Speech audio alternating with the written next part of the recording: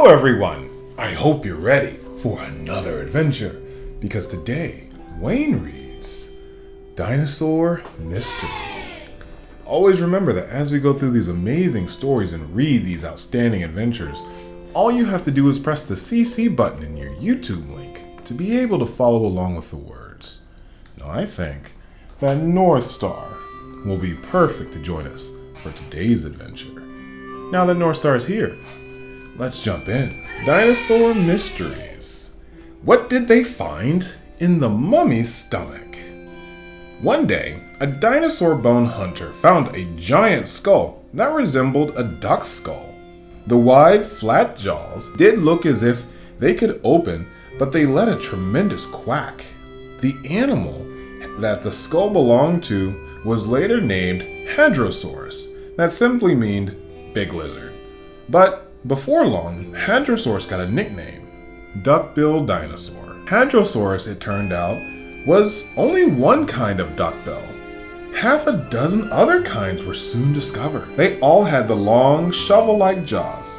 Some of their skulls were flat on top, but others had queer bony ridges and strange crests on their heads. Each of the new duckbills was given its own name, and its own clan of cousins was called Hadrosaurs. People who study the duckbill skeletons thought that these dinosaurs must have behaved like ducks. Probably they padded around water, scooping up swamp plants with their beaks. There also seemed to be evidence that they had webbed toes like a duck's toes. Later, some scientists began to doubt this. Some of these crests had hollow air passages inside. Did these tubes have something to do with breathing underwater? Maybe these tubes were used for snorkeling. Or maybe they had extra air for duckbills to breathe while gobbling soft plants on the lake bottom. By now, you have probably guessed that these notions are all wrong. First of all, like the Plodicus, who had a hole at the top of its head, a hadrosaur could not have snorkeled. The pressure of the water on its chest would have kept it from breathing, and the nose tubes didn't hold enough air to be real use, even for a quick, shallow dip in the water. The shape of Hadrosaur's jaw was certainly like a duck's bill. A duck had no teeth at all, and neither did the part of the Hadrosaur jaw. But the back part was quite different. It was loaded with an amazing set of grinders. There were 500 or more teeth on each side, both upper and lower jaw. More than 2,000 altogether. Not only that, when any of the teeth got worn down or lost, new ones grew in. Would an animal that ate soft water plants be likely to have such hard teeth? Hardly. Toes on hind feet ended in small hooves. Would a water animal likely need hooves? They would be more useful to a land animal that ran over hard ground. The duckbills were beginning to seem less and less duck-like. But what did all the evidence really prove? The best clue came from a mummy. A mummy is formed when a dead creature's body dries out before it has time to decay. That happened long ago when a hadrosaur died in a hot, sunny place. By good luck, no meat eater came along to eat the carcass. So the whole thing got shriveled. The soft part shrank and the skin grew hard and leathery. Later, a flood washed the mummy downstream and covered it with mud. Finally, the entire thing became a big fossil. When it was dug up, the rock even showed the print of the skin. Had any trace of hadrosaur insides been preserved? A scientist decided to cut open the rock where the mummy's stomach had been. There, he found what the duckbill ate for its last meal. Pine needles, twigs, seeds. Not a sign of water plants. This was the fossil of an animal who lived on land. New knowledge has created a whole new duckbill story.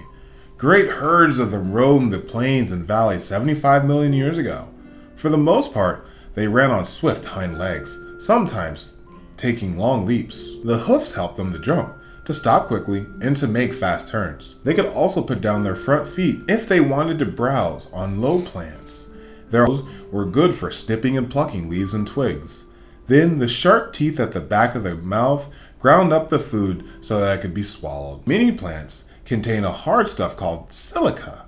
Chewing on these plants wore teeth down very fast, so it was useful to have a supply of new ones waiting to grow out. Soundproof, that rough food could damage dinosaur teeth very quickly indeed. He was examining a baby hadrosaur that had been discovered in Montana. There had been 15 small skeletons, about 3 feet long, all lying together in a nest.